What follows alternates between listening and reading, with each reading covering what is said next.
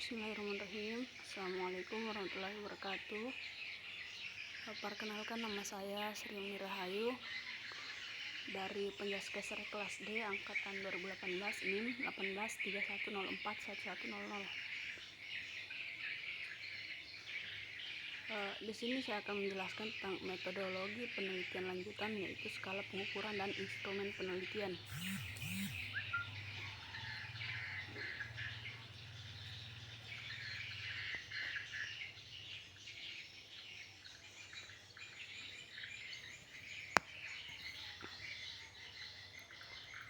Setiap penelitian dengan metode kuantitatif selalu menggunakan instrumen tertentu untuk mengumpulkan data. Instrumen penelitian digunakan untuk mengukur nilai variabel yang diteliti. Dengan demikian, jumlah instrumen yang akan digunakan untuk penelitian akan tergantung pada jumlah variabel yang diteliti. Apabila jumlah variabel yang diteliti ada 5, maka jumlah instrumennya juga ada 5. Tujuan penelitian untuk menghasilkan data kuantitatif yang akurat, maka setiap instrumen harus mempunyai skala bermacam-macam. Bermacam-macam skala pengukuran akan dibahas pada uraian berikut ini.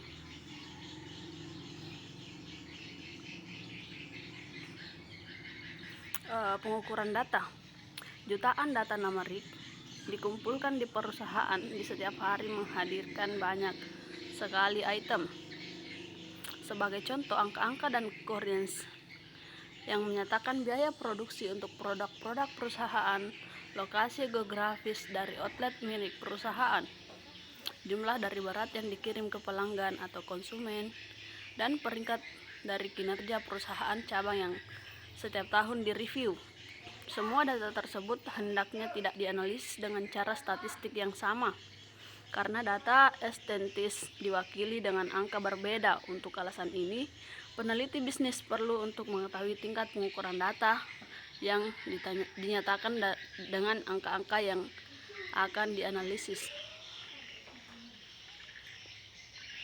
Jadi perbedaan disparate ditetapkan untuk angka-angka atau dapat diilustrasikan dengan angka 40 dan 80 yang dapat menyatakan atau merupakan berat atau bobot dari proyek atau produk yang dikirim ke konsumen.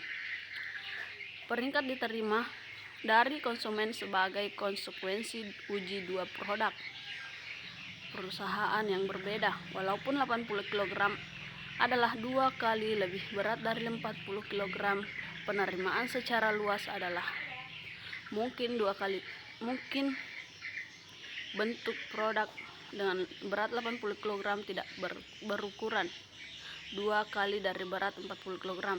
Rata-rata ini nampaknya masuk akal, tetapi nomor rata-rata dari nomor punggung kaos pemain sebuah kesebelasan sepak bola tidak punya makna sama sekali. Tingkat kelayakan data dari nomor punggung kaos adalah untuk dianalisis tergantung pada tingkat pengukuran terhadap data yang telah dikumpulkan. Gejala ini disajikan untuk dianalisis tergantung pada tingkat pengukuran terdapat datanya yang telah dikumpulkan. Gejala ini disajikan dengan jumlah penentu ukuran data untuk tingkat data yang sudah terkumpul. Di statistik terdapat 4 tingkatan pengukuran.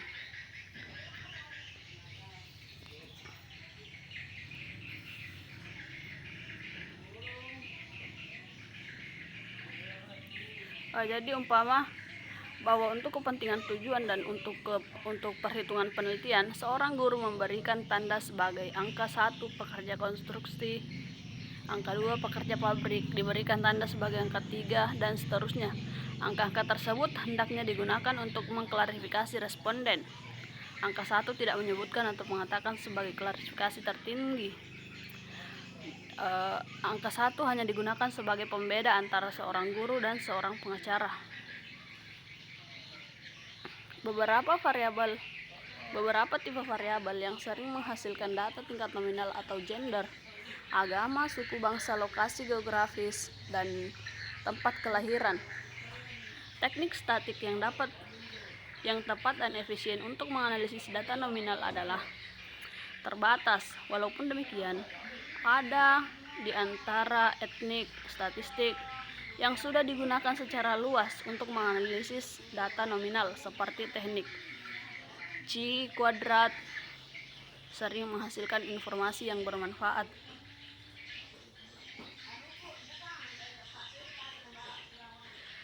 Data tingkat nominal. Tingkat ukuran data terendah adalah tingkat nominal atau the nominal level. Angka atau data yang menyatakan tingkat nominal atau umumnya kata tingkat dapat dihilangkan, hanya dapat digunakan untuk mengklarifikasi atau mengkategoris angka identifikasi pekerja. Adalah contoh dari bentuk semua data nominal. Angka hanya digunakan untuk membedakan pekerja dan tidak untuk membuat sebuah pernyataan dengan nilai tentang mereka. Banyak pernyataan demografis pada sebuah survei menghasilkan data nominal karena pertanyaan yang digunakan hanya untuk mengklarifikasi. Sebagai contoh adalah sebuah pertanyaan yang akan menghasilkan data nominal.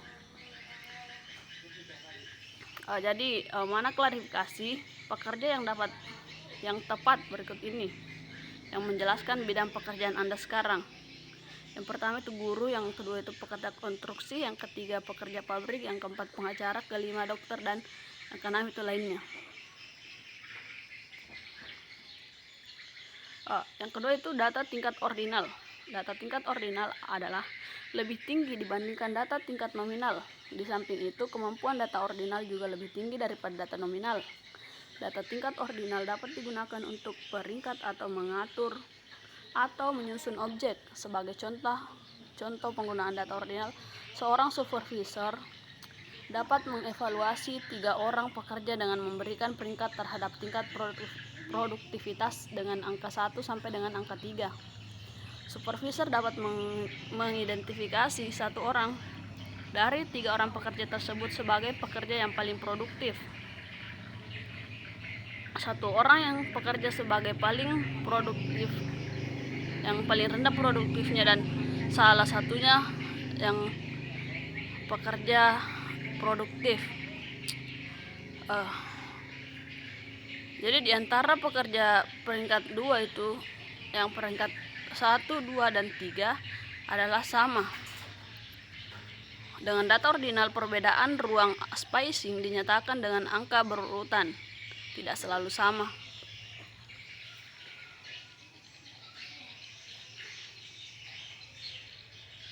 Reksadana atau mutual funds sebagai salah satu bentuk investasi kadang-kadang diberi peringkat berdasarkan risiko yang dikandung atau melekat pada reksadana. Risiko reksadana terdiri dari risiko gagal bayar atau default risk, risiko currency atau currency risk, dan risiko tingkat bunga atau interest rate.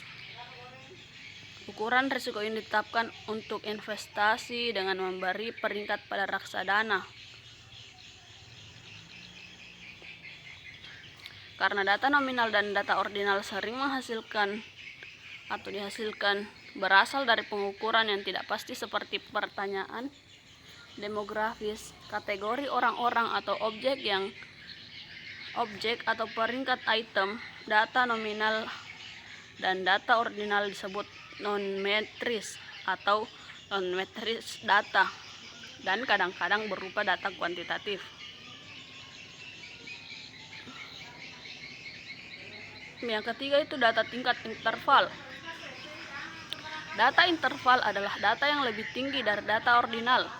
Data interval mempunyai jarak atau distance antara data atau angka berurutan yang mempunyai makna, dan data selalu berbentuk numerikal atau the data are always numerical. Jarak data menyatakan bahwa perbedaan antara urutan data adalah sama. Jadi data interval mempunyai interval sama. Sebagai contoh pengukuran interval adalah temperatur termometer Fahrenheit dengan angka temperatur Fahrenheit, temperatur atau kondisi panas tubuh manusia dan lingkungan alam dapat diberi peringkat, dan jumlah panas antara angka berurutan seperti 200, 210, dan 220 adalah sama, yaitu 10.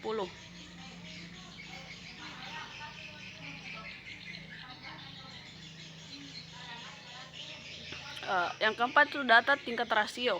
Data tingkat rasio adalah bentuk data yang mempunyai tingkat paling tinggi. Data rasio mempunyai sifat dan kemampuan yang sama dengan data interval, tetapi data rasio mempunyai nilai 0 atau absolut, dan rasio atau perbandingan dua angka adalah sangat bermakna. Ide ini dari 0 absolut bermakna bahwa 0 adalah pasti atau fix, dan nilai 0 tidak dapat ditetapkan secara seenaknya atau sembarangan atau arbitrary. Karena angka 0 menyatakan sebuah angka pasti, definisi atau pengertian ini memungkinkan para ahli statistik untuk membuat rasio pada data yang diperolehnya.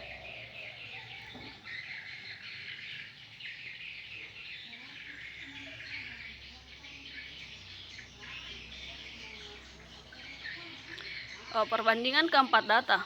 Perbandingan keempat data ini mempunyai hubungan berdasarkan dari potensi gangguan, potensi penggunaan di antara 4 tingkat data. Di setiap data mempunyai tingkat lebih tinggi dan dari tingkat data yang lain. Dapat dianalisis dengan setiap teknik statistik yang dapat menggunakan tingkat data lebih rendah, tetapi di samping itu dapat digunakan oleh teknik statistik lainnya.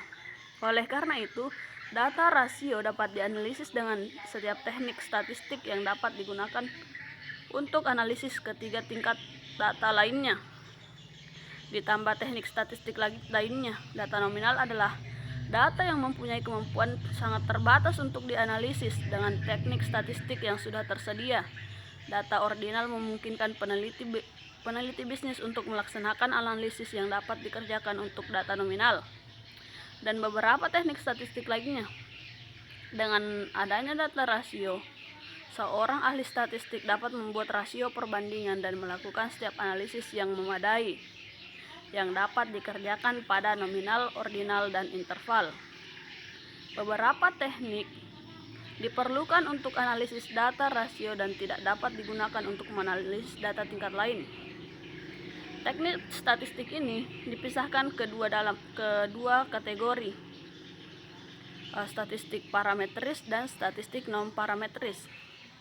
Yang parametris harus digunakan, statistik non-parametris juga dapat digunakan untuk menganalisis tingkat data lainnya.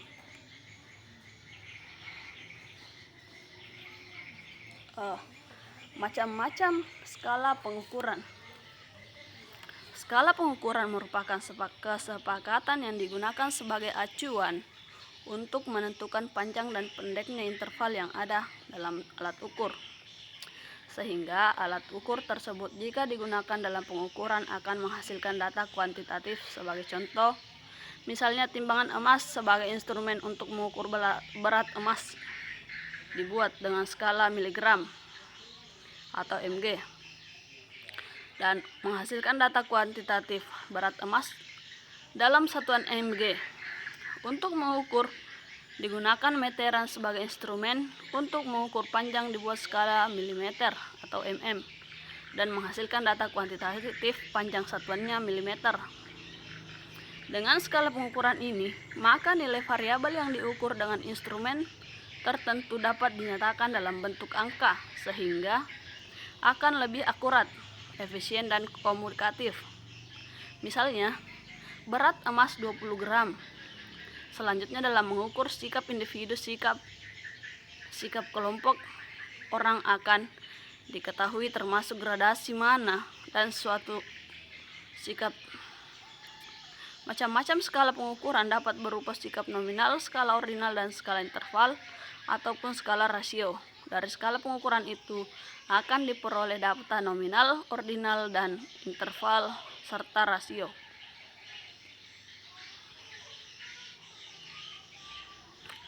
Berbagai skala sikap yang dapat digunakan untuk penelitian sosial antara lain yaitu skala Likert, skala Gottman, rating scale atau rating scale, dan semantik diferensial. Kita ke skala Likert. itu digunakan untuk mengukur sikap, pendataan, dan persepsi seorang atau kelompok orang tentang fenomena dan fakta sosial. Dalam penelitian, fakta atau fenomena sosial ini telah ditetapkan secara spesifik oleh peneliti, yang selanjutnya disebut dengan variabel penelitian.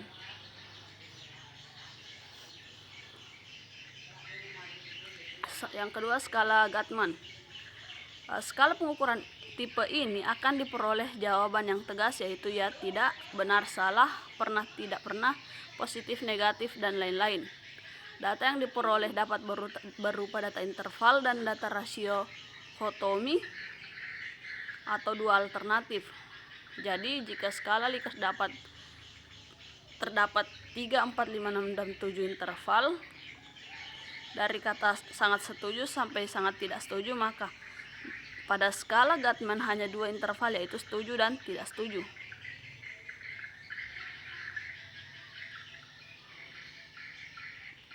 Yang ketiga itu semantik diferensial. Skala pengukuran yang berbentuk semantik diferensial dikembangkan oleh Osgood.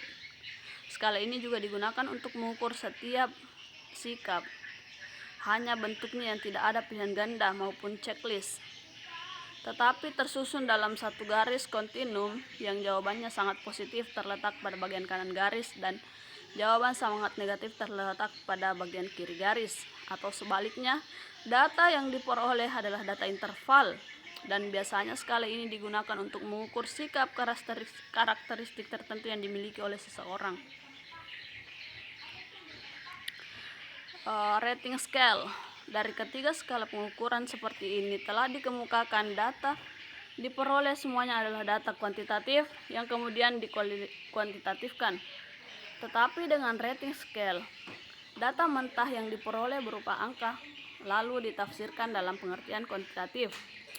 Responden menjawab senang atau tidak senang, setuju atau tidak setuju, pernah atau tidak pernah adalah jawaban kualitatif. Dalam skala model rating scale, responden tidak menjawab dari salah satu jawaban kuantitatif yang telah disediakan. Oleh karena itu, rating scale lebih fleksibel, tidak terbatas untuk skala mengukur untuk sosial, ekonomi, kelembagaan, pengetahuan, kemampuan, dan proses kegiatan. Skala untuk mengukur status ekonomi, kelembagaan, pengetahuan, kemampuan, proses kegiatan, dan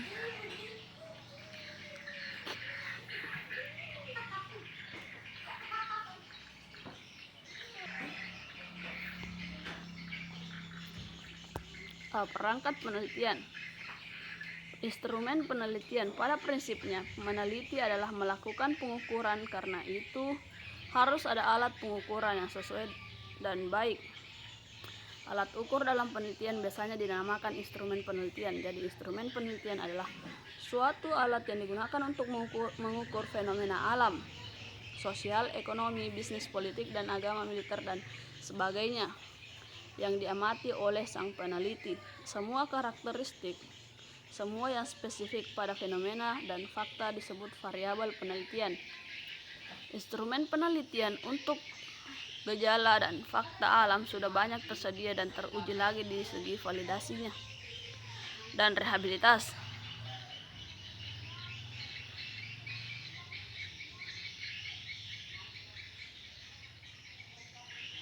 Ingat, jumlah instrumen penelitian ditentukan oleh jumlah variabel penelitiannya yang telah ditetapkan oleh peneliti untuk diteliti. Misalnya, akan meneliti pengaruh kepemimpinan dan iklim kerja terhadap produktivitas kerja pegawai di Departemen Pemasaran PT Budi Pekerti. Dalam penelitian tersebut terdapat 3 variabel. Variabel terikat adalah produktivitas pekerja, dan 2 variabel bebas adalah pengaruh kepemimpinan dan iklim kerja. Dengan demikian diperlukan 3 instrumen yang harus dibuat oleh si peneliti. Yang pertama, instrumen untuk mengukur kepemimpinan, yang kedua mengukur iklim kerja, dan mengukur produktivitas kerja.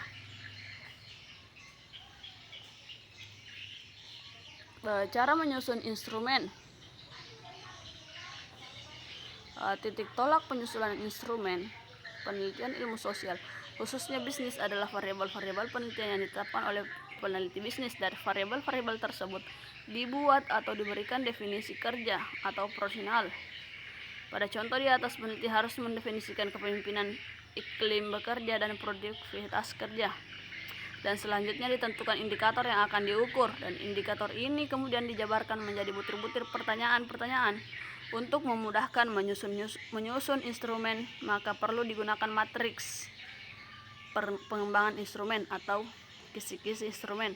Sebagai contoh misalnya variabel penelitiannya tingkat kekayaan, maka indikator dari kekayaan adalah jumlah penghasilan, jumlah rumah, luas rumah, lokasi rumah, jumlah mobil, tempat belanja, restoran favorit, pendidikan, lokasi wisata favorit, jenis olahraga, dan sebagainya.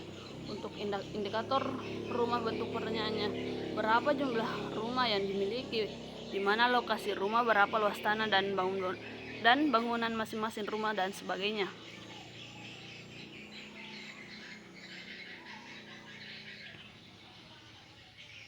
Contoh judul penelitian dan instrumen yang dikembangkan. Satu, judul penelitian yaitu gaya dan situasi kepemimpinan serta pengaruhnya terhadap iklim kerja organisasi. Variabel penelitian itu variabel bebas. Pertama, gaya kepemimpinan, dan kedua, situasi kepemimpinan. Variabel tarikatnya itu iklim kerja organisasi. Yang ketiga, instrumen. Instrumen itu terbagi tiga. Instrumen itu mengukur variabel gaya kepemimpinan, mengukur variabel situasi kepemimpinan, dan mengukur variabel iklim kerja organisasi. Yang keempat, kisi-kisi instrumen. Kisi-kisi instrumen yang diperlukan mengukur gaya kepemimpinan, situasi kepemimpinan, dan iklim kerja organisasi. Yang kelima itu instrumen mengungkapkan gaya kepemimpinan.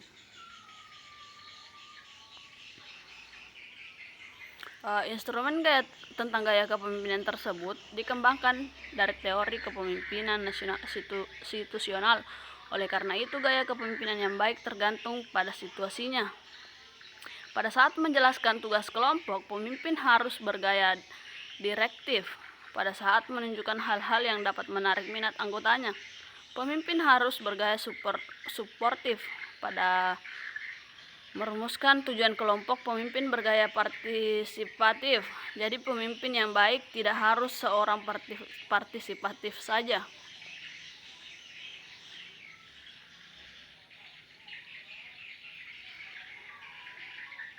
Maka sumber data yang harus berasal dari bawahan langsung, teman kerja, dan dengan jabatan vertikal ke atas jika ada, dan ke bawah serta horizontal ke samping, dan yang bersangkutan sendiri.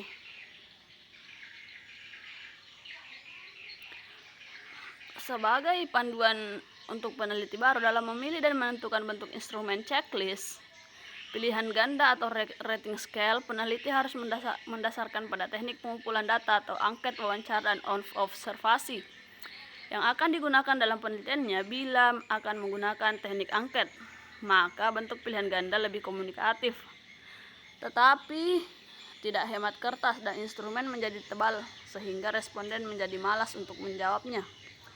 Bentuk checklist dan rating scale dapat digunakan sebagai pedoman observasi atau wawancara, atau daftar pertanyaan dipegang sendiri oleh peneliti ketika melakukan wawancara dan observasi.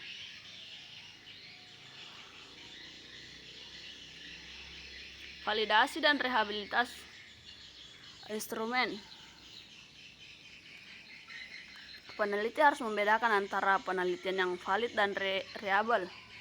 Dengan instrumen yang valid dan reliable, hasil penelitian yang valid bila terdapat kesamaan antara data yang terkumpul dengan data yang sesungguhnya terjadi pada objek yang diteliti. Kalau dalam objek berwarna merah sedangkan data yang terkumpul memberikan data warna putih, maka hasil penelitian itu tidak valid. Selanjutnya, hasil penelitian yang reliable bila terdapat kesamaan data dalam waktu yang berbeda. Kalau kemarin warna data dari objek penelitian berwarna merah, maka sekarang besok berwarna merah juga.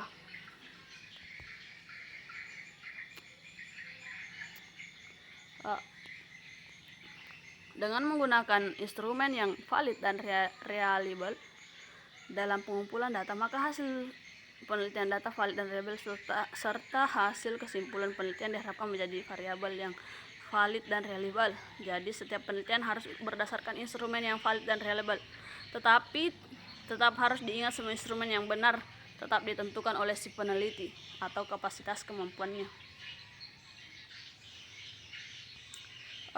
Sekira cukup sekian materi dari saya, kurang dan lebihnya mohon dimaafkan. Akhir kata, assalamualaikum warahmatullahi wabarakatuh. Salam olahraga.